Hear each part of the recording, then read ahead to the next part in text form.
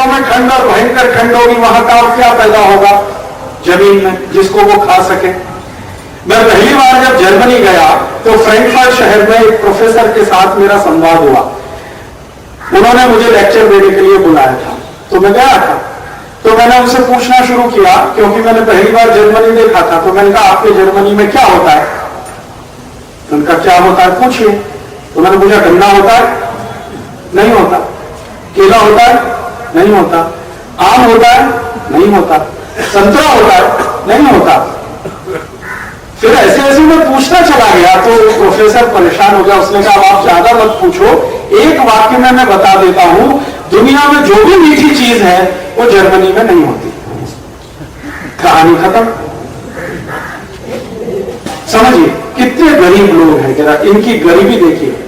जितनी भी मीठी चीज है दुनिया में वो कोई भी जर्मनी में नहीं होती। केला नहीं होता, संतरा नहीं होता, मौसम्बी नहीं होती, अंगूर नहीं होता, लीची नहीं होती, पपीता नहीं होता, आम नहीं होता, गन्ना नहीं होता, कुछ भी नहीं होता, मीठी कोई चीज नहीं होती। चलो मैंने कहा, अच्छा इस चैप्टर को हम क्लोज करते, दूसरा शुरू करते। मैंने पूछा, आपके यहाँ पालक होता? नहीं होता। मेथी होती है? नहीं होती। पत्ता गोभी होता है? नहीं होता। फिर बौखला गया। फिर उसने कहा, राजीव भाई अभी आगे मत पूछो, जितने भी हरे पत्ते की चीजें हैं वो हमारे देश में नहीं होती। मैंने कहा, भाई फिर होता क्या है तुम्हारे पास? तो उसने कहा, दो ही चीजें होती हैं, एक तो आलू होता है और एक प्याज। बात तो हंसी की है लेकिन बहुत गहरी है। जिस देश में सिर्फ आलू और प्याज होगा वो देश कितना गरीब होगा, सोचे। उनको ले दे के खाने के लिए दो ही चीजें हैं, या तो आलू खाओ या प्याज खाओ, या तो प्याज खाओ या तो आलू खाओ, आलू में प्याज मिला के खाओ या प्याज में आलू मिला के खाओ। और क्या विकल्प है उनके पास? एक ही विकल्प है कि दुनिया के कुछ देशों को वो इन्फ्लुएंस करें, इंप्रेस करें और उनसे कुछ खरीदें। भारत उनको आम दे रहे, अफ्रीका से पपीता मिल जाए, या कहीं से ब्राजील से गन्ना मिल जाए, या कहीं से कुछ ऐसी कुछ चीजें मिल जाए। यही तो संभव है। अपने आप उनके यहाँ कुछ नहीं होता। और ये जो जर्मनी की कहानी है, ये यूरोप के 23 देशों की कहानी है। आप जर्मनी छोड़ डेनमार्क चले जाइए, उनसे पूछिए तुम्हारे यहाँ क्या होता है, तो वो यही कहेंगे आलू होता है और प्याज होता है। डेनमार्क से थोड़ा आगे फिनलैंड चले जाइए, उनसे पूछिए तो वो कहेंगे हमारे पास सिर्फ आलू होता है, सिर्फ प्याज होता है। तो 23 देश यूरोप में ऐसे हैं जिनके पास आलू और प्याज के अलावा कुछ होता नहीं है। तो उनकी अगर कोई खान पान की शैली बनेगी तो आलू प्याज आधारित ही तो होगी। अगर हम उनकी डिशेज हैं, उनकी सूची बनाएंगे तो हर डिश में या तो आलू आएगा या तो प्याज आएगी। तीसरी कौन सी चीज आने वाली है? आलू प्याज के ही कॉम्बिनेशंस, परमुटेशंस हैं जो वो करते रहेंगे अपनी पूरी जिंदगी भर, हजारों साल, लाखों साल। तो उनके यहां चूंकि कुछ होगा नहीं जमीन में, तो फिर समस्या तो यही है कि खान पान में तो वही 2-3 चीजें होंगी। फिर जर्मनी वालों को पूछो कि यार ये ब्रेड कहां से ले आते हो? फिर तो आलू और प्याज ही होता है, गेहूं तो होता नहीं तुम्हारे यहाँ। तो कहते हैं आजकल कुछ एरिया में थोड़ा गेहूं होने लगा है, तो उस गेहूं से क्या बनाते हैं? ब्रेड बनाते हैं, पाव रोटी बनाते हैं, डबल रोटी बनाते हैं। तो रोटी क्यों नहीं बना लेते? ब्रेड बनाना, पाव रोटी बनाना उसी चीज से होता है जिससे हम रोटी बनाते हैं। गेहूं का आटा है, उसी से ब्रेड बनती है, उसी से डबल रोटी बनती है, उसी से बिस्किट बनता है और उसी से अपने घर में रोटी बनती है। रॉ मटेरियल तो एक ही है। तो मैंने उनसे पूछा तुम रोटी क्यों नहीं बना लेते? तो कहते आती नहीं है रोटी बनाने, कैसे बनती है? तो मैंने कहा गेहूं का आटा होता है, उसमें पानी मिलाओ। तो मैं जिस प्रोफेसर से बात करता था उसके घर में रहता था। एक दिन उसको गेहूं का आटा और पानी मिला के गूंद के रोटी बना के मैंने खिलाया। उस दूसरे दिन उसने ट्राई किया तो उसने आलू वो आटे में पानी इतना मिला दिया कि वो घोल बन गया। फिर 15 दिन वो ट्राई करता रहा, उससे नहीं हुआ। फिर उसने मुझसे एक प्रश्न पूछा जिसको सुनकर आप सब हंसेंगे, लेकिन इसमें हंसने से ज्यादा सोचने की बात है। उसने कहा यार तुम्हारे देश में ये रोटी बनाने की कितनी फैक्ट्रियां हैं? तो मैंने कहा हमारे देश में रोटी बनाने की फैक्ट्री नहीं है। तो फिर कैसे बनाते हो? तो मैंने कहा वो तो घर घर में बनती है। तो घर घर में कौन बनाता है? मैंने कहा हमारे देश की माताएं और बहनें जानती है। तो कहने लगा अच्छा बिना मशीन के? फिर वो आश्चर्य क्या करता था, मैं जब गया था तो मेरे साथ खाखरा ले गया था। खाकरा आप समझते हैं, गुजराती डिश है। तो मैं जब भी विदेश जाता हूं तो खाकरा लेके जाता हूं, क्योंकि मैं शाकाहारी हूं, उनके किसी होटल में खाता नहीं। और खाकरा एक ऐसी चीज है जो महीने भर आराम से चल सकती है, खराब होती नहीं। तो मैं खाकरा बना के ले गया, मैंने उसको खाकरा खिलाया। तो तुरंत उसने पूछा कि भारत में खाकरा बनाने की इंडस्ट्री कितने हजार करोड़ की है। मैंने कहा ये घर घर में चलती है। फिर उसने कहा इतना गोल खाकरा कैसे बनता है? मैंने कहा बिना मशीन से, हाथ से बनता है। तो बोलता है it is quite impossible, highly impossible, ये हो ही नहीं सकता। मैंने कहा आ जाओ एक दिन देख लो मेरे देश में आके। तो एक दिन वो अपने भरोसे को कंफर्म करने के लिए भारत आया। मैंने उसको कुछ गुजराती परिवारों में रहने के लिए 10-12 दिन रखा। वो देख के पागल हो गया। यहां से जब गया तो कहने लगा अगली बार मैं ईसा मसीह से प्रार्थना करूंगा मेरा जन्म भारत में हो। आपको सुनकर ताज्जुब होगा, यूरोप की कुल पॉपुलेशन 27 करोड़ है, उसमें 12 करोड़ महिलाएं हैं। किसी भी महिला को रोटी बनानी नहीं आती, कोई महिला वहां की रोटी बनाना नहीं जानती। और भारत में 110 करोड़ की जनसंख्या में लगभग 50 करोड़ माताएं हैं। एक भी मां ऐसी नहीं है इस देश में जिसको रोटी बनाना नहीं आता। इस सच्चाई के साथ कि हिंदुस्तान में रोटी बनाने के लिए कोई यूनिवर्सिटी नहीं चलती, कोई डिग्री कॉलेज नहीं चलता, कोई इंजीनियरिंग कॉलेज नहीं है, कोई कॉलेज नहीं है। माताओं से बेटियों को, बेटियों से फिर उनकी बेटियों को, बेटियों से फिर उनकी बेटियों को, परंपरा के साथ ये ज्ञान हजारों साल से चलता आया है। और रोटी भी इस देश में पता है 153 तरह की बनती है। गुजरात की रोटियां 13-14 तरह की रोटियां अकेले गुजरात में, महाराष्ट्र की रोटी, पंजाब की, हरियाणा की, किसी भी राज्य में चले जाइए रोटी की अलग अलग तरीके, अलग अलग डिशेस और अलग अलग उनके टेस्ट, अलग अलग उनके स्वाद। ये कैसे संभव है अपने इस देश में और वहां क्यों नहीं संभव है? उसका कारण है वातावरण, प्रकृति और पर्यावरण। हमारे दुनिया के वैज्ञानिक भी मानते हैं कि फंक्शनल नॉलेज जिस समाज में ज्यादा होती है उन्हीं समाजों में ये सब संभव होता है। फंक्शनल नॉलेज, व्यवहारिक ज्ञान जिस समाज में ऊंचा होता है उसी समाज में गेहूं से आप 150 किस्म की रोटियां बना सकते हैं। और जहां फंक्शनल नॉलेज बहुत कम होती है उस समाज में आप गेहूं से ले दो के पाव रोटी बना के ही खा सकते हैं, इसके आगे आप नहीं बढ़ सकते। इस भारत देश में फंक्शनल नॉलेज बहुत है और शायद वो हमारे अपने दिमाग और शरीर का और प्रकृति का कोई मेल जोड़ है, उसके कारण होगा जो उनके यहां दिखाई नहीं देता है। मैं तो ये सुनकर ताज्जुब करता था, फिर मैंने जब देख लिया आंखों से कि यूरोप की कोई भी महिला और अमेरिका की किसी महिला को दूध से दही बनाना नहीं आता। वो दही के नाम पर योगर्ट खाते हैं। योगर्ट दही नहीं होता, दही अलग चीज है, योगर्ट अलग चीज है। तो उनके पास और कुछ नहीं है योगर्ट के अलावा। उनको ये समझाओ कि दूध में थोड़ा दही मिला दो गर्म करके तो दही बन जाता है, ये उनकी कल्पना के बाहर की चीज है। और इससे एक कदम आगे बढ़े, यूरोप के किसी परिवार को दही से मट्ठा बनाना नहीं आता, मट्ठे से मक्खन निकालना, मक्खन को गर्म करके घी बनाना कोई नहीं जानता। इसलिए वो क्या करते हैं, दूध में से सीधे घी निकालते हैं, जिसको बटर ऑयल कहते हैं। वो घी नहीं होता, बटर ऑयल होता है। तो दही नहीं होगा, मट्ठा नहीं होगा, सब्जियां नहीं होंगी और हमारे काम आने वाले जो मसाले हैं, जो वास्तव में औषधियां हैं, वो नहीं होंगी। क्योंकि ये जो मसाले हैं इतनी जात जात के, इतनी तरह तरह के, काली मिर्च है, दालचीनी है, बड़ी इलायची है, छोटी इलायची है, ये है, वो है, ये सब उन्हीं देशों में होंगे जहां सूर्य का प्रकाश होगा। जहां है ही नहीं सूर्य का प्रकाश, वहां ये सब नहीं होंगे। तो अब वहां नहीं होंगे तो खाएंगे नहीं तो जीवन शैली में आएगा नहीं, और जीवन शैली में नहीं आएगा तो आने वाली पीढ़ियों में भी नहीं आएगा। आप जानते हैं एक खास तरह की जीवन शैली को हम बिताते हैं, उसी जीवन शैली में से आने वाली पीढ़ियों को ज्ञान और संस्कार मिलते चले जाते हैं।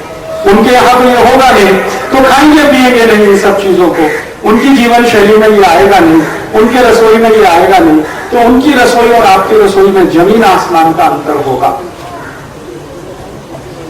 उनकी रसोई कैसी है, सप्ताह में एक दिन जाएं, कहीं से बड़ा पाव खरीद के लाएं, चाकू से काट काट के उसके छोटे पीस करें और आलू और प्याज के साथ खाएं, इसके अलावा और क्या।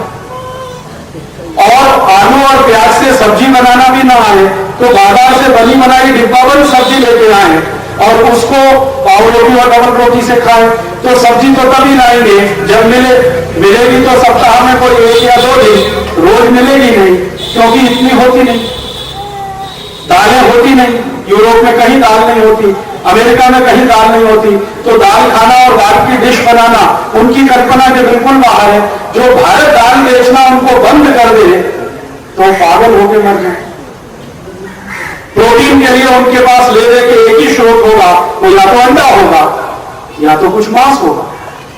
हमारी तरह थोड़ी है कि 10-15 तरह की दाल इस देश के हर गांव में होती है, हर जगह मिलती है। और यूरोप और अमेरिका की सबसे बड़ी जो बेचैनी है और उनकी जो सबसे बड़ी कम नसीबी है, गरीबी है, वो ये कि उनके यहां हर क्षेत्र में सब कुछ नहीं होता। कोई एक क्षेत्र में कुछ होगा, कोई दूसरे क्षेत्र में कुछ होगा। यूरोप में मुश्किल से 23 देशों में मात्र 4-5 देश हैं जहां थोड़ा गेहूं होता है, बाकी देशों में गेहूं भी नहीं होता।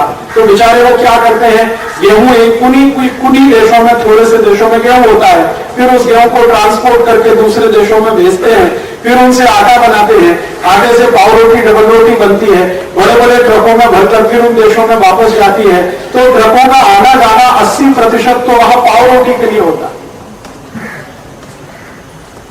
यूरोप की किसी भी बड़ी सड़क पर आप खड़े हो जाइए और गुजरते हुए ट्रकों को गिनना शुरू कर दीजिए सवेरे से शाम तक, तो 80% ट्रक जो गुजर जाएंगे आपकी आंखों के सामने, उनमें पाव रोटी और डबल रोटी ही लगी हुई होगी। ट्रांसपोर्टेशन उनका जो मैक्सिमम है वो पाव रोटी और डबल रोटी का है, क्योंकि हर देश में गेहूं नहीं है, हर देश में गेहूं का आटा नहीं है। अमेरिका में भी यही हाल है। अमेरिका के कुछ इलाकों में गेहूं बहुत होता है, कुछ इलाकों में बिल्कुल नहीं होता। अमेरिका में गेहूं जहां होता है वहां से भर भर के लाते हैं, बड़े फ्लोर मिल्स में डालते हैं, फिर वहां से आटा भर के ट्रकों में जाता है, डबल रोटी के कारखानों में पहुंचाया जाता है, फिर वहां से पाव रोटी डबल रोटी बनती है, डिपार्टमेंटल स्टोर्स में लाई जाती है, फिर डिपार्टमेंटल स्टोर में जा जाकर लोग खरीद कर लाते हैं। और सामान्य रूप से कोई डबल रोटी और पाव रोटी 3 महीने के पहले उनको मिलती नहीं खाने के लिए, 3-3 महीने पुरानी होती है। अब 3 महीने पुरानी डबल रोटी पाव रोटी को बचा के रखना है तो उसके लिए उन्हें कोई तो सिस्टम चाहिए। इसलिए एयर कंडीशनिंग सिस्टम हर जगह हर स्थान पर उनके लिए मजबूरी है। ये उनका स्टेटस सिंबल नहीं है, ये उनकी मजबूरी है। सब्जी मिलेगी नहीं ताजा, क्योंकि होती नहीं है, तो डिब्बाबंद सब्जी आएगी, दूसरे देशों से आएगी, जब आएगी तभी मिलेगी। तो लोगों की मजबूरी है कि हफ्ते हफ्ते भर की सब्जी उठाकर एक साथ लाएं, फ्रीजर में भर के रखें। तो रेफ्रिजरेटर उनके घरों की मजबूरी है, स्टेटस सिंबल नहीं है। और शायद एक फ्रिज में काम ना चले तो दो में काम ना चले तो 3, क्योंकि हफ्ते भर का सब कुछ इकट्ठा करके रखना। वहां की जिंदगी वीकली है, हमारी डेली है, उनकी वीकली है। हफ्ते की जिंदगी एक साथ चलती है। किसी भी अमेरिकन और यूरोपियन परिवार को देखोगे, सामान खरीदने जाएगा तो सैटरडे को ही, जब उनका वीकली ऑफ होता है, या संडे को, तो अगले संडे तक का सब कुछ खरीद के लाए। दूध भी 7 दिन का एक साथ खरीद के लाना पड़ता है। इतने गरीब है कि रोज का ताजा दूध भी पीने को नहीं मिलता, रोज का ताजा दूध पीने को नहीं मिलता। जिस दूध के बारे में शास्त्र कहता है कि दूध 1 घंटे के अंदर पी लिया जाना चाहिए, निकालने से 1 घंटे के अंदर पी लिया जाना चाहिए, उस दूध को यूरोप और अमेरिका वाले 7-7 दिन में पी पाते हैं एक बार। ये उनकी कुछ मजबूरियां हैं, उनकी कुछ सीमाएं हैं, वो प्रकृति ने उनको दी है। उन मजबूरियों और सीमाओं में उनकी जिंदगी चलती है। तो उनकी जिंदगी जैसे चलेगी, अगर हम वैसे ही करने लगेंगे तो हम महामूर्ख ही साबित होंगे। उनकी जिंदगी को हम स्टेटस सिंबल मानने लगे कि जी उनके घर में फ्रिज है तो हमारे घर में क्यों नहीं, ये तो मूर्खता होगी। हम उनकी जिंदगी का स्टेटस सिंबल बनाए कि वो तो जी टमाटर की चटनी बना के खाते हैं, मैगी जो 3-3 महीने 4-4 महीने पुरानी होती है, हम भी वो मैगी खाएं। जिस देश में रोज टमाटर मिलता हो, सवेरे शाम मिलता हो, ताजा बना के हम 3 बार खाएं, हम फिर मैगी की बोतल खरीद कर लाएं, तो ये मूर्खता होगी। हम जिस देश में सैकड़ों किस्म की रोटियां बना सकते हैं, उस देश के घरों में पाव रोटी और डबल रोटी आने लगे तो ये महामूर्खता होगी। हमें जरूरत नहीं है।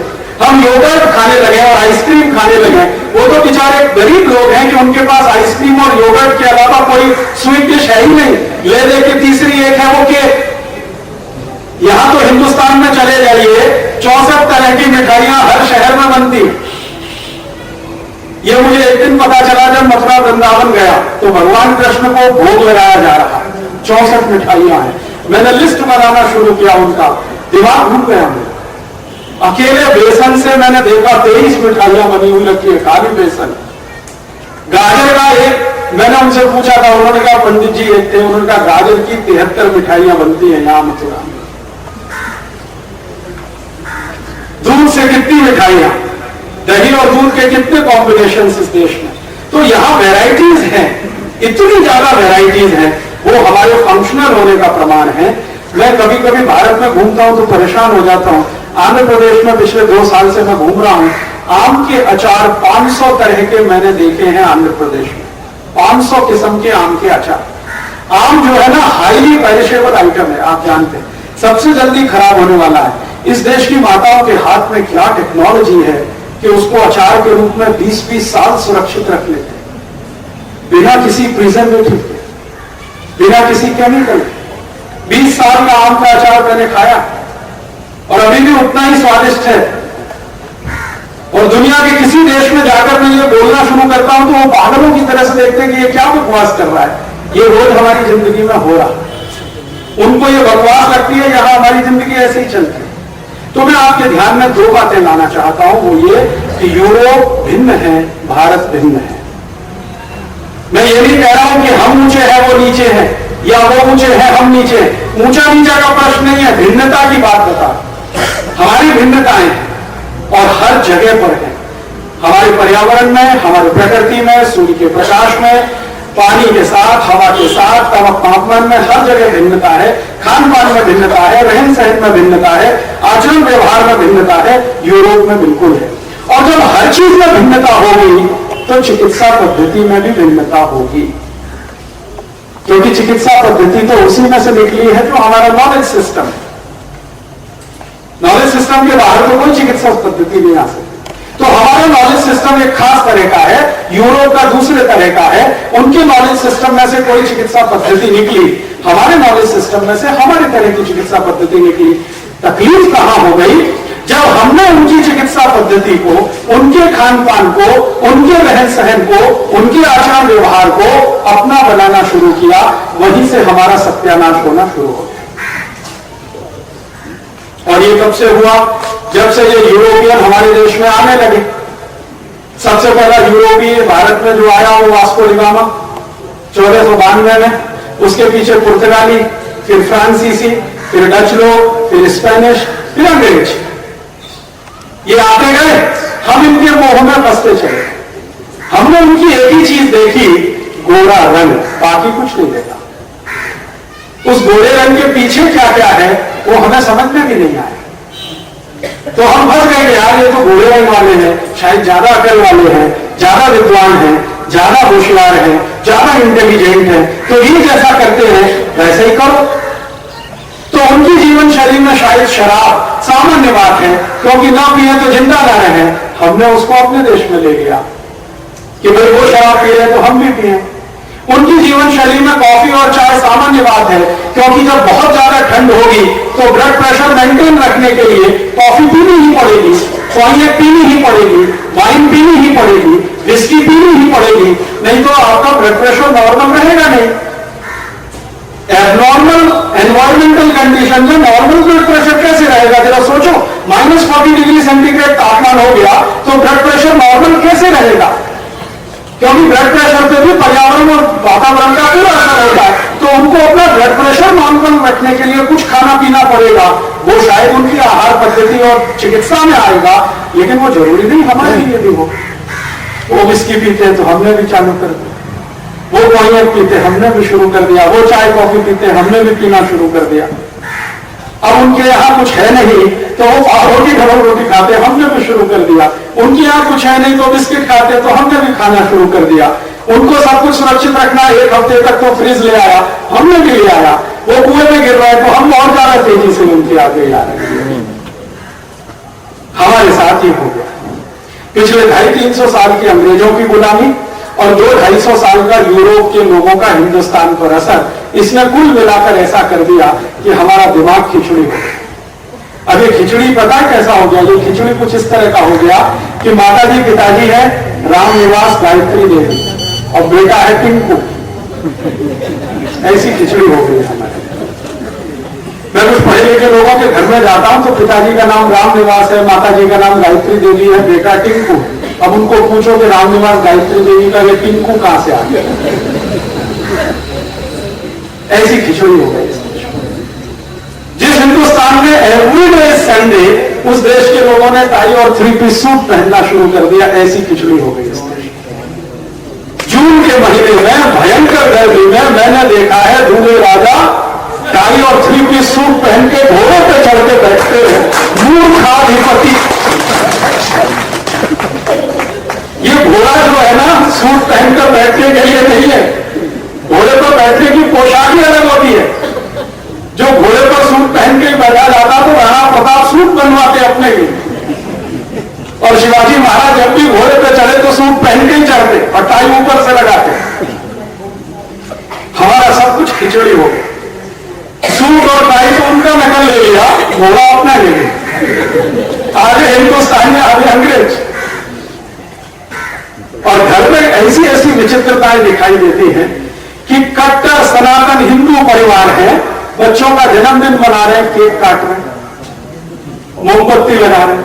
अब ये केक उनके लिए मजबूरी है कि उनके पास केक के अलावा कुछ है ही नहीं काटने को। समस्या तो ये है, जिस देश में दूध से ही सैकड़ों किस्म की मिठाइयां बनती हो, वहां भी लोग केक खाने लगे तो सिर्फ पीटने का दिल करता है कि कहां चले गए।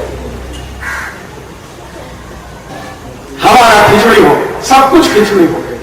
ना दाल रही, ना चावल रही, खिचड़ी हो गई। यूरोप का कुछ, भारत का कुछ मिला के खिचड़ी हो गई। अब इस खिचड़ी में ही सब कुछ खिचड़ी होता जा रहा है।